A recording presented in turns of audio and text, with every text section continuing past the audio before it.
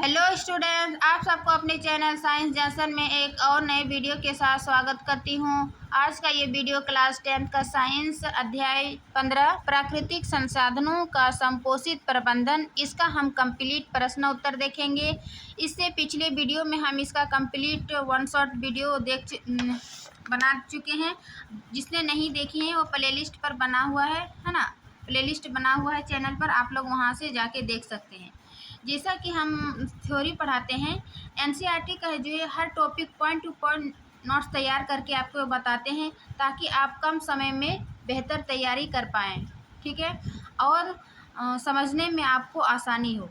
तो एक बार आप थ्योरी को ज़रूर देखिए, उसके बाद आप प्रश्न उत्तर बनाइए तो आपको समझने में काफ़ी हेल्पफुल होगा। तो चलिए बिना देरी के शुरू करते हैं। अध्याय के सबसे पहले बीच का प्रश्न उत्तर देखेंगे, उसके बाद हम अभ्यास का देखेंगे, है ना।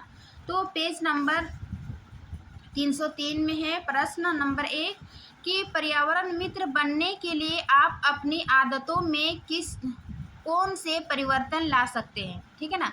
कि पर्यावरण मित्र बनने के लिए, पर्यावरण हित के लिए आप अपने आप को आदत में कौन से परिवर्तन ला सकते हैं। तो इसका आंसर देखेंगे कि निम्न आदतों में परिवर्तन लाकर हम पर्यावरण मित्र बन सकते हैं, ठीक है ना। क्या क्या वो आदत है। पहला क्या है कि पॉलीथीन बैग के स्थान पर कपड़े या जूट के बैग का यूज करें। इसका हम थ्योरी में बताए थे कि पॉलीथीन यूज़ करने से क्या क्या नुकसान होता है, क्या प्रदूषित होता है, ठीक है ना। तो सबसे पहला है कि हम पॉलीथीन का यूज़ नहीं करेंगे, ठीक है ना। इसके बदले में जब भी हम मार्केट जाए, है ना, सब्जी सामान लाने के लिए, तो हम कपड़े या जूट के बैग का प्रयोग करेंगे। फिर है दूसरा, बिजली के पंखे, टीवी एवं बल्ब को अनावश्यक तरीके से उपयोग ना करें। यानी कि जब भी हम कमरे से निकले तो बिजली के पंखे, बल्ब वगैरह ये सब स्विच बंद कर दे ताकि जो है वो बिजली अनावश्यक खर्च ना हो, ठीक है ना। तीसरा है पेपर या फिर प्लास्टिक, शीशा तथा धातुओं से बनी वस्तुओं का पुनः चक्रण के लिए भेजकर, जो भी ये प्लास्टिक, शीशा है ना, इन धातुओं को क्या करेंगे हम पुनः चक्रण करने के लिए हम भेजकर। फिर है प्रतिवर्ष कुछ वृक्ष लगाने का संकल्प लेकर, यानी कि हमें जो है वो वृक्ष समय समय पर लगाना चाहिए। फिर है वन्य जीवों से प्राप्त सामानों का बहिष्कार करके, यानी कि वन्य जीव जो वन्य में रहते हैं उन जीवों से जो प्राप्त सामानों, जैसे चमड़ा है ना, चमड़ा का जूता आता है, तो इन सभी का उसका बहिष्कार करके, क्योंकि जितना हम यूज करेंगे उतना ही वन्य जीव जो है वो नष्ट होएगा, ठीक है, नष्ट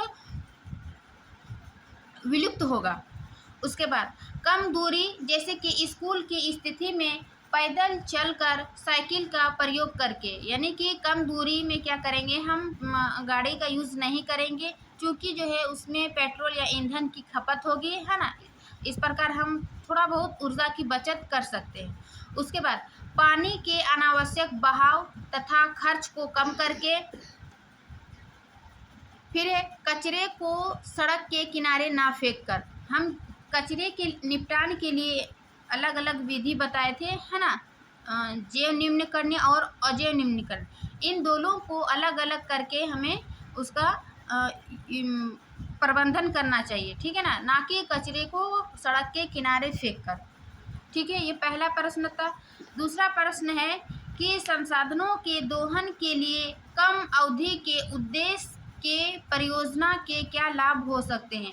यानी कि संसाधनों की जो हम दोहन करेंगे, यूज करेंगे, उसको कम समय के उद्देश्य के परियोजना के क्या क्या लाभ हो सकते हैं, है ना, इसका हम आंसर देखेंगे। तो दूसरा का आंसर है कि संसाधनों के दहन के लिए कम अवधि वाली परियोजनाएं वर्तमान पीढ़ी की आवश्यकताओं को ध्यान में रखकर बनाई जाती है।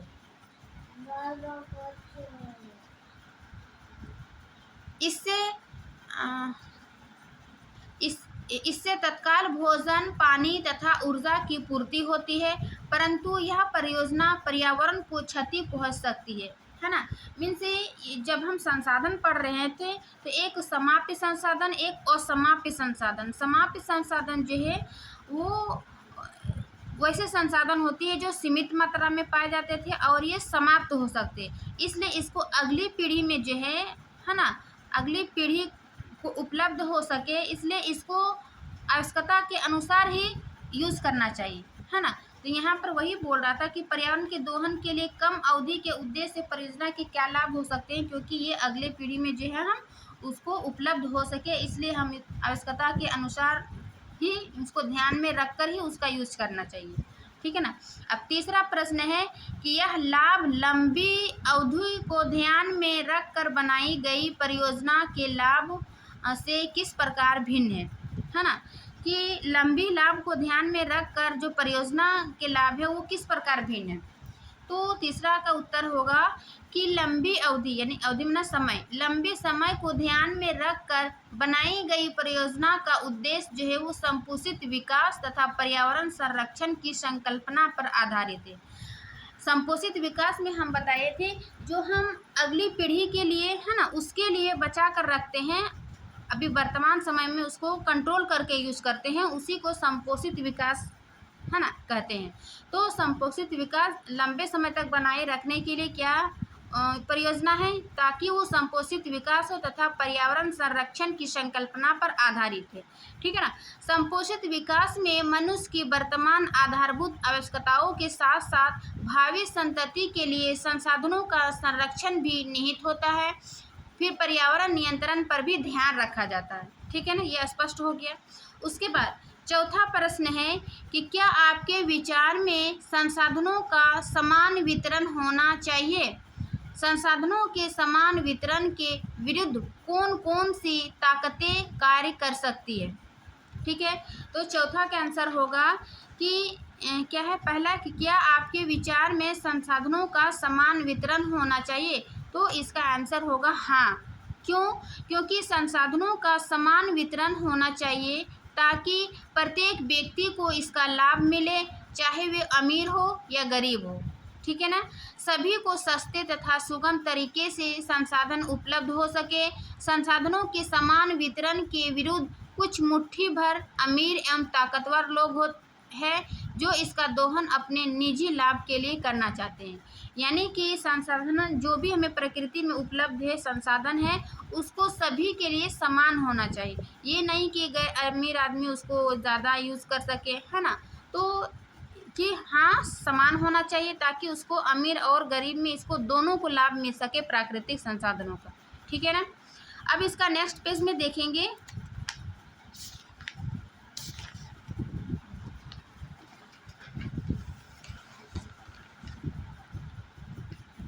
ये है पेज नंबर 308, ठीक है ना।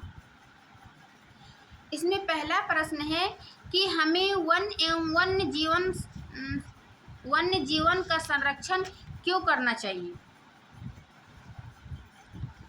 क्या है, हमें वन एवं वन्य जीवन का संरक्षण क्यों करना चाहिए। तो इसका आंसर देखेंगे, ये 301 है ना, 308 का पेज नंबर पहला प्रश्न कि वन का संरक्षण जो है वो आवश्यक है। पहला, वन का संरक्षण आवश्यक है क्योंकि ये हमारे लिए जो है वो अनेक प्रकार से उपयोगी है। ये हमारे लिए क्या है, कई प्रकार से उपयोगी है। पहला क्या है कि वनों से हमें इमारती लकड़ी है ना, जैसे कि टिम्बर, गोंद, कागज, लाख, दवाई तथा खेल के उद्योगों को कच्चे माल प्राप्त होते हैं। यानी कि इन सभी को प्राप्त करने के लिए इन उद्योगों में इनका कच्चा यूज़ होता है, तो इसका पहला यूज़ है। फिर दूसरा, वन मृदा अपरदन तथा बाढ़ को रोकने में सहायता करता है। वन जो है वो मृदा अपरदन तथा बाढ़ को रोकने में क्या करता है, सहायता करता है। फिर है जल चक्र बनाए रखने तथा वर्षा कराने में वन की भूमिका महत्वपूर्ण होती है। फिर है वन प्राकृतिक रूप से जंगली जानवरों, पक्षियों आदि को निवास स्थान प्रदान करता है। जैव विविधता तथा पर्यावरण संतुलन के लिए वनों का योगदान महत्वपूर्ण होता है, ठीक है। इतना हम देखिए कि वन संरक्षण के लिए क्यों आवश्यक है, तो इन सभी का कारण है। उसके बाद वन जीव संरक्षण आवश्यक है क्योंकि ये तो था वन संरक्षण। उसके बाद वन्य जीव है ना, इसमें पूछा था हमें वन एवं वन्य जीव संरक्षण का जीवन का संरक्षण क्यों करना चाहिए। तो वन का पहले देखिए, अब हम देखेंगे वन्य जीव का संरक्षण, ठीक है ना। वन के लिए इतना था, वन्य जीव संरक्षण आवश्यक है, क्योंकि ये क्या करता है, वन्यजीव पर्यावरण संतुलित बनाए रखता है। ठीक है ना। जंगली मांसाहारी जानवर शाकाहारी जानवरों को खाते हैं, जिससे घास एवं छोटे पौधों का अस्तित्व कायम रहता है तथा वन एवं वनस्पति के रहने से पर्याप्त वर्षा होती है। ठीक है ना। पर्यावरण हम इससे पिछले चैप्टर में पढ़ा चुके हैं कि पर्यावरण में जो खाद्य जाल है, खाद्य आहार है, वो एक दूसरे से किस प्रकार निर्भर रहते हैं, पर्यावरण को किस प्रकार संतुलित रखते हैं, है ना। पर्यावरण वाला चैप्टर में कंप्लीट थ्योरी बताए हैं, वहाँ पर आप ये पढ़ सकते हैं। उसके बाद जंगलों को साफ रखने तथा बीजों को एक जगह से दूसरी जगह तक ले जाने में सहायता करता है, जिससे जो है वो नए पौधे वृद्धि करते हैं।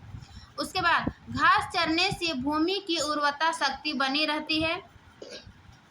विभिन्न स्पीशीज के जीव जंतु से जैव विविधता आती है, जो पारिस्थितिकी स्थायित्व के लिए जरूरी होता है। तो वन का संरक्षण क्यों आवश्यक है और वन्य जीवों का संरक्षण क्यों आवश्यक है, ये इसका प्रश्नों का उत्तर हम देख चुके हैं। ठीक है ना। अब हम दूसरा प्रश्न देखेंगे कि संरक्षण के लिए कुछ उपाय बताइए, यानी कि संरक्षण, है ना, रोकना, उपाय, उसके लिए क्या उपाय है वनों के संरक्षण। ठीक है ना। तो वन संरक्षण के लिए कुछ उपाय निम्न है कि टिम्बर यानी कि जो इमारती लकड़ी होती है, टिम्बर तथा जलावन की लकड़ी के लिए पेड़ों की कटाई पर रोक लगानी चाहिए, है ना, तथा इससे एक दंडनीय अपराध के अंतर्गत लाना चाहिए। यानी कि जो भी पेड़ पौधे को काटते हैं, इमारती लकड़ी या फिर जलावन की लकड़ी, उस पर जो है वो सरकार उस पर रोक लगाए। ठीक है ना। फिर है जंगलों में लगने वाले आग को रोकने तथा नियंत्रित करने के लिए उचित कदम उठाने चाहिए। फिर है तीसरा पॉइंट कि स्थानीय समुदायों को जंगलों के संरक्षण के लिए शामिल करना चाहिए, इससे उन्हें रोजगार भी मिलेगा तथा वनों का संरक्षण भी होगा। ठीक है ना। उसके बाद इस स्टेक होल्डरों यानी कि दावेदार, जो जंगलों का दावेदार होता है, को वनों के संरक्षण के प्रति जिम्मेदारी पूर्वक आगे आना चाहिए। यानी कि जो वन का संरक्षण करता है वो अपने जिम्मेवारी वन को बचाए रखने के लिए उसकी जिम्मेवारी लेने के लिए आगे आना चाहिए। फिर है राष्ट्रीय उद्यान एवं वनों में भेड़ एवं अन्य जानवरों को चराने पर रोक लगानी चाहिए। फिर है जीवाश्म ईंधनों का कम से कम उपयोग करें। ठीक है ना। जीवाश्म ईंधन में कोयला और पेट्रोलियम आता है, जो कि हम थ्योरी पार्ट में देख चुके हैं। तो इस पेज का ये प्रश्न 2 ही था। अब हम नेक्स्ट पेज का प्रश्न देखते हैं, है ना। ये पेज नंबर 311। पहला प्रश्न है कि अपने निवास क्षेत्र के आसपास जल संग्रहण की परंपरागत पद्धतियां का नाम बताइए। यानी कि जो परंपरागत विधि से जल संरक्षण होती थी उस पद्धति का नाम लिखिए। ठीक है ना। तो यहाँ पर हम बताए थे कि जल संग्रहण थ्योरी पार्ट में कि जल संग्रहण इसका क्या उद्देश्य, भूमि एवं जल के प्राथमिक स्रोतों का विकास करना। ठीक है ना। तो यहीं पर हम बताए थे कि जल संरक्षण भारत में बहुत प्राचीन संकल्पना है। कुछ पुराने जल संग्रहण के तरीके, है ना, यही आंसर लिख देना है 1 नंबर में। तकनीक क्या है और किस राज्य में किस तकनीक का यूज़ होता था। जैसे राजस्थान में क्या, खादीन, बड़े पात्र, नाड़ी। ठीक है ना। महाराष्ट्र में बंधारस एवं ताल, मध्य प्रदेश एवं यूपी में बंदिश, बिहार में आहार और पाइन, तमिलनाडु में एरिस, हिमाचल प्रदेश में कुल, दिल्ली में बावड़ी। तो ये सब जल संग्रह करने की प्राचीन तरीका है। ठीक है ना। इन्हीं तरीकों को प्रश्न नंबर 1 में पूछ रहा था। ठीक है ना। दूसरा प्रश्न है कि इस पद्धति की पेय जल व्यवस्था जैसे पर्वतीय क्षेत्रों में, मैदानी क्षेत्र अथवा पठार क्षेत्र से तुलना कीजिए। यानी कि जो जल की व्यवस्था है वो पर्वतीय क्षेत्र, मैदानी क्षेत्र और पठारी क्षेत्र में क्या अंतर है, उन तीनों की जो है वो तुलना करना है। ठीक है ना। तो दूसरा का प्रश्न होगा कि उत्तर होगा कि पर्वतीय क्षेत्र में जल व्यवस्था मैदानी क्षेत्रों से बिल्कुल भिन्न होती है। पहला पॉइंट। क्या है कि उदाहरण के लिए हिमाचल प्रदेश के कुछ क्षेत्रों में नहर सिंचाई की स्थानीय प्रणाली का विकास हुआ, जिसे कुल कहा जाता है। अभी हम देखें हिमाचल प्रदेश में क्या कह रहा था, है ना, कुल। ये क्या था, पर्वतीय क्षेत्र में जो जल सिंचाई के लिए जो स्थानीय प्रणाली था उन्हें कुल कहा जाता है। और झरनों से बहने वाली जल को मानव निर्मित छोटी छोटी नालियों से पहाड़ियों पर स्थित निचले गांव तक ले जाता है। ये जल प्रबंधन का क्या था, प्राचीन कुल। उससे जो है वो छोटे छोटे झरना लगाकर नाली बनाकर पहाड़ से नीचे गांवों तक ले जाया जाता था। कुल्हों में बहने वाली पानी का प्रबंधन गांवों के निवासियों की आपसी सहमति से किया जाता है ना। उसका निर्माण जो है वो गांव के सहयोग से किया जाता है, गांव के लोगों के आपसी सहयोग से, ठीक है ना। इस व्यवस्था के अंतर्गत कृषि के मौसम में जल सबसे दूरस्थ गांव को दिया जाता है। फिर उत्तरोत्तर, है ना, ऊपर पर स्थित गांव उस जल का उपयोग करते हैं।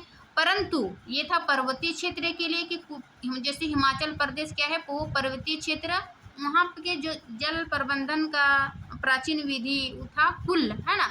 उसी के माध्यम से छोटा छोटा झरना या नालियों के माध्यम से नीचे जो गांव थे, लोग रहते थे, वहाँ तक ये जल पहुँचाई जाती थी। लेकिन समतल भूभाग में, यानी कि समतल भूमि में जल संरक्षण चेक डैम, तालाबों, ताल तथा बंदिश में किया जाता है। यानी कि समतल में भूमि में क्या करते हैं, तालाब बनाकर, डैम बनाकर, है ना, जल का संरक्षण करते थे। तो ये दूसरा प्रश्न का उत्तर था। तीसरा हम देखेंगे कि अपने क्षेत्र में जल के स्रोत का पता लगाइए। यानी कि जल के स्रोत, जल कहाँ से प्राप्त की जाती है, क्या इस स्रोत से प्राप्त जल उस क्षेत्र के सभी निवासियों को उपलब्ध है। यानी कि जो जिस स्रोत से जल प्राप्त की जाती है क्या सभी को उपलब्ध है, इसका आंसर देना है। तो प्रश्न 3 का उत्तर होगा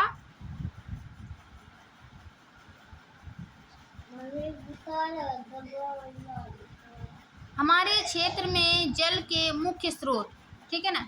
पहला है कि भूम जल या भूमिगत जल, यानी कि भूमि जो उपलब्ध है, जैसे कुआं हो गया, तो ये पहला स्रोत था। दूसरा है जल बोर्ड द्वारा आपूर्ति जल, है ना। फिर इसमें क्या था, ये 2 स्रोत हो गया। फिर क्या इस स्रोत से प्राप्त जल उस क्षेत्र के सभी निवासियों को उपलब्ध है, तो इसका आंसर होगा नहीं, क्योंकि गर्मी के दिनों में पानी की कमी हो जाती है तथा सभी लोगों को जल पर्याप्त मात्रा में उपलब्ध नहीं हो पाता है, क्योंकि गर्मियों में जो है वो भूम जल का स्तर नीचे खिसक जाता है ना। भूम जल यानी कि कुआं वगैरह, ये गर्मियों में क्या होता है, सूख जाता है तथा नदियों सूख जाती है। इन्हीं स्रोतों से जल बोर्डों को भी जल प्राप्त होती है। तो इसको जो है सभी क्षेत्रों को जल उपलब्ध नहीं हो पाता है गर्मियों के दिनों में, ठीक है। तो ये था 3 का प्रश्न। अब हम देखेंगे, है ना, नेक्स्ट पेज, यानी कि नेक्स्ट पेज का प्रश्न उत्तर अब नहीं है, अब हम अभ्यास का प्रश्न उत्तर देखेंगे, ठीक है। पहला क्या है कि अपने घर को पर्यावरण मित्र बनाने के लिए आप उसमें कौन कौन से परिवर्तन सुझा सकते हैं, है ना। अपने घर को पर्यावरण मित्र बनाने के लिए कौन कौन से परिवर्तन सुझा सकते हैं, यानी कि कौन कौन पर्यावरण के प्रति कार्य कर सकते हैं, है ना। तो इसका पहला का आंसर होगा, ठीक है ना, जबकि पर्यावरण को बचाने के लिए हम 5 R का पालन कर सकते हैं, ठीक है ना। यदि शॉर्ट क्वेश्चन होगा तो आप 3 R भी यूज़ कर सकते हैं, लेकिन हम यहाँ पर कंप्लीट पढ़ेंगे, 5 R का प्रयोग कर सकते हैं। पहला क्या है, रिफ्यूज़ यानी इनकार। दूसरा रिड्यूस यानी कम उपयोग। तीसरा रीयूज़ यानी कि पुनः उपयोग। चौथा है रीपर्पज़ की पुनः प्रयोजन। पाँचवा है रिसाइकिल पुनः चक्रण, है ना। इसका कंप्लीट कि इनकार में क्या होता है, जैसे कि हम प्लास्टिक के थैले को लेने से इनकार करना, ठीक है ना। जिन वस्तुओं की आवश्यकता नहीं है उन्हें लेने से इनकार करना, रिफ्यूज़ में। उसके बाद दूसरा रिड्यूस में क्या पढ़ते हैं, कम उपयोग, यानी कम से कम वस्तुओं का उपयोग, जैसे बिजली, पंखे एवं बल्ब का स्विच बंद करके बिजली बचा सकते हैं, ठीक है ना। टपकने वाली नल की मरम्मत करके जल की बचत कर सकते हैं। तीसरा है रीयूज। रीयूज क्या कर सकते हैं, सीधा कि कबाड़ से जो भी हम जुगाड़ लगा लेते हैं, है ना, जैसे कि पुराने लिफाफों को फेंकने की अपेक्षा इनको फिर से उपयोग में लेना। प्लास्टिक के डिब्बे का उपयोग, है ना, रसोई घर में वस्तुओं को रखने के लिए, या फिर आप मिट्टी भरकर उसमें कुछ छोटा छोटा पौधा भी लगा सकते हैं। तो इस प्रकार जो हम वो प्लास्टिक या जो, है ना, जो हम फेंक देते हैं कबाड़ सोच के, वही कबाड़ से ही हम जुगाड़ कर लेना, क्या हो जाएगा, रीयूज, यानी कि पुनः यूज। ठीक है ना।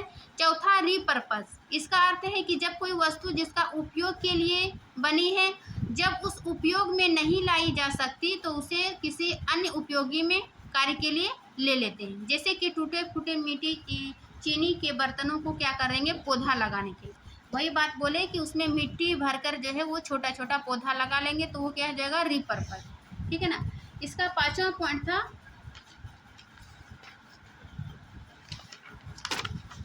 रिसाइकल। रिसाइकल पुनः चक्रण, यानी कि हमें प्लास्टिक, कांच, धातु की वस्तुएं तथा ऐसे ही पदार्थों का पुनः चक्रण करके उपयोगी वस्तुएं बनानी चाहिए। ठीक है। तो ये पहला प्रश्न का उत्तर था कि अपने घर को पर्यावरण मित्र बनाने के लिए आप उनमें कौन कौन से परिवर्तन सुझा सकते हैं। ठीक है ना।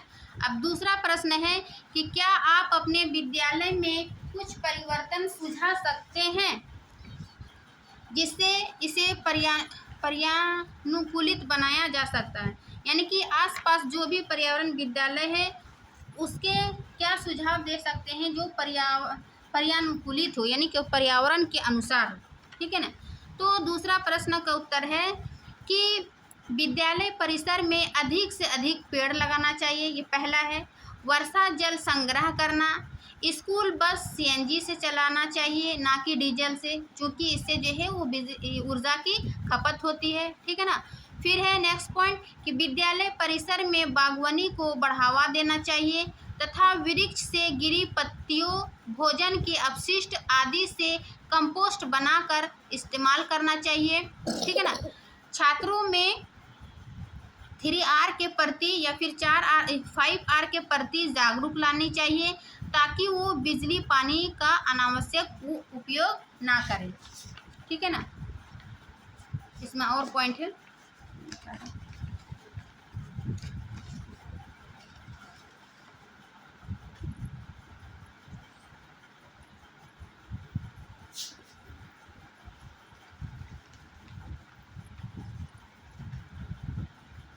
अगला है कि कागज के कूड़े, है ना, कागज के कूड़े को फेंक कर पुनः चक्रण के लिए एकत्र करना, यानी कागज को कूड़े में ना फेंक कर, ठीक है ना, उसको फेंकेंगे नहीं, उसको क्या करेंगे, पुनः चक्रण के लिए जमा करेंगे।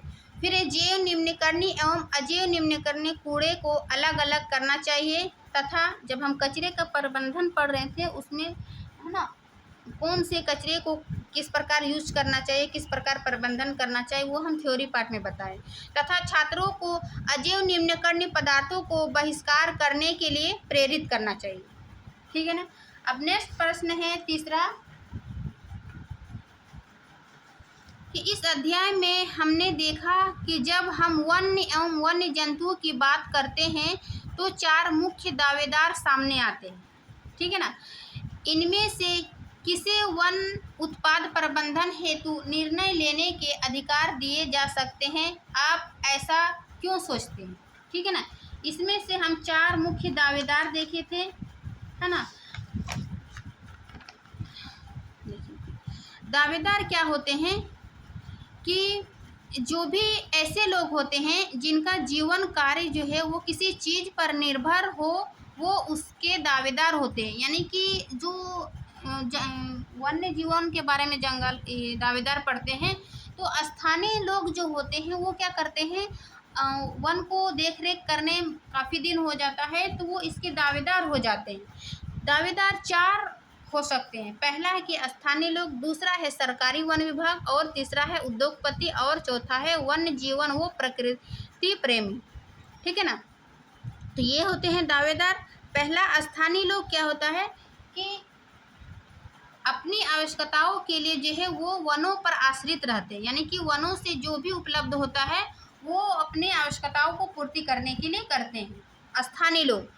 दूसरा है सरकारी वन विभाग क्या करते हैं, सरकार जिसके पास वनों का स्थायित्व है तथा वनों को कंट्रोल करता है ना, ये सरकार के माध्यम से। तीसरा है उद्योगपति। उद्योगपति यानी कि जो बड़े बड़े उद्योग है वो क्या करते हैं, वनों से प्राप्त उत्पादों का उपयोग करते हैं, जो भी उसका जैसे कागज़, पेपर उद्योग में है ना, इन सभी में क्या होता है, वनों से प्राप्त जो है वो कच्चे माल प्राप्त करते हैं और वो अपने उत्पाद को बनाते हैं, ठीक है ना, उत्पाद का उपयोग करते हैं। चौथा है वन्य जीवन, वो प्रकृति प्रेमी, जो प्रकृति को बचाना चाहते हैं, है ना, वो अपने वन को बचाने के लिए दावेदार हो सकते हैं, आगे बढ़ सकते हैं, ठीक है ना। तो ये 4 प्रकार के दावेदार का जिक्र था, है ना। अब हम चौथा प्रश्न देखेंगे कि अकेले व्यक्ति के रूप में आप निम्न के प्रबंधन में क्या योगदान दे सकते हैं, यानी कि आप अकेले व्यक्ति हैं तो आप इनमें से क्या प्रावधान दे सकते हैं, क्या प्रबंधन का योगदान दे सकते हैं। पहला है कि वन एवं वन्य जंतु, दूसरा है जल संसाधन, तीसरा है कोयला एवं पेट्रोलियम, ठीक है ना। तो इन सभी को एक एक करके आंसर देखते हैं। पहला है वन एवं वन्य जंतु के लिए है हम अकेले क्या कर सकते हैं, है ना, जो पर्यावरण के हित में। तो पहला है कि कम से कम कागज़ का प्रयोग करके, ठीक है, कागज़ बर्बाद ना करें, क्योंकि कागज़ जो है वो पेड़ पौधे से ही प्राप्त कर सकते हैं। तो पेड़ पौधे जितना हम कागज़ बर्बाद करेंगे उतना पेड़ पौधे यूज़ होंगे, उतना वन्य एवं वन्य जंतु को नुकसान होगा, ठीक है ना। वनों एवं वन्य जीवों की सुरक्षा के लिए हमें नियम का पालन करें, जो भी सरकार द्वारा निर्देश दी जाती है उसका हम पालन करेंगे, ठीक है। जानवरों के खाल, हड्डियाँ, सींग, बाल तथा दांतों से बने वस्तुओं का प्रयोग ना करके, ठीक है। जानवरों के खाल से जो वस्तुएं बनाई जाती है, उसके हड्डियों से, सींग से, दांत से, तो उन वस्तुओं को जो है वो यूज़ नहीं करेंगे। तो इस प्रकार वो कम से कम यूज होगा और वन एवं वन्य जंतु के सुरक्षित के लिए ये हमारा प्रयास होगा, ठीक है ना। दूसरा है जल संसाधन। जल संसाधन क्या कर सकते हैं खुद के लिए, एक व्यक्ति के लिए, ठीक है ना, कि बहते हुए जल में मुंह धोना। कोई कोई क्या करते हैं कि ब्रश कर रहे हैं और नल को खुला छोड़ दिए, इससे क्या होगा, जल बहुत बर्बाद हो रहा है। तो हम मग से धोना चाहिए कुछ भी, है ना, पानी ले लेंगे, उससे जो है वो जितना ज़रूरत है उतना ही बहेगा। तो बहते हुए जल में मुंह धोना, है ना, स्नान करना आदि का परित्याग करके, यानी उसको छोड़ करके। फिर ये स्नान करते समय फव्वारों की जगह बाल्टी या मग का प्रयोग करके, वही बोले बाल्टी या मग का प्रयोग करेंगे, ठीक है ना। वॉशिंग मशीन के जल का बाथरूम में प्रयोग करके, यानी कि वॉशिंग मशीन में जब कपड़ा धोने के बाद जो जल बच जाता है उसका यूज़ हम कहाँ कर देंगे, बाथरूम में। खराब नल को तुरंत ठीक कर, है ना, खराब नल से क्या होता है, जल टपकते रहता है, तो उससे जल बर्बाद हो रहा है। तो इसको क्या करेंगे, तुरंत ठीक करवा करके हम जल संसाधनों को अपने आप में यानी खुद को रोक सकते हैं, ठीक है ना। उसके बाद तीसरा है कोयला एवं पेट्रोलियम। कोयला एवं पेट्रोलियम में क्या है कि बिजली के पंखे, बल्ब को अनावश्यक ना जलने दे, स्विच ऑफ कर दे, कम दूरी के लिए स्कूटर, कार के स्थान पर साइकिल, पैदल का प्रयोग करें। इससे जो है वो बिजली की खपत होगी, यानी कि ऊर्जा की जो कोयला एवं पेट्रोलियम से प्राप्त की जाती है। उसके बाद लिफ्ट की जगह जो है वो सीढ़ियों का प्रयोग करेंगे, एसी तथा हीटर का प्रयोग कम करके। तो ये थी प्रश्न 4। अब हम क्वेश्चन नंबर 5 देखेंगे कि अकेले व्यक्ति के रूप में आप विभिन्न प्राकृतिक उत्पादों की खपत कम करने के लिए क्या कर सकते हैं।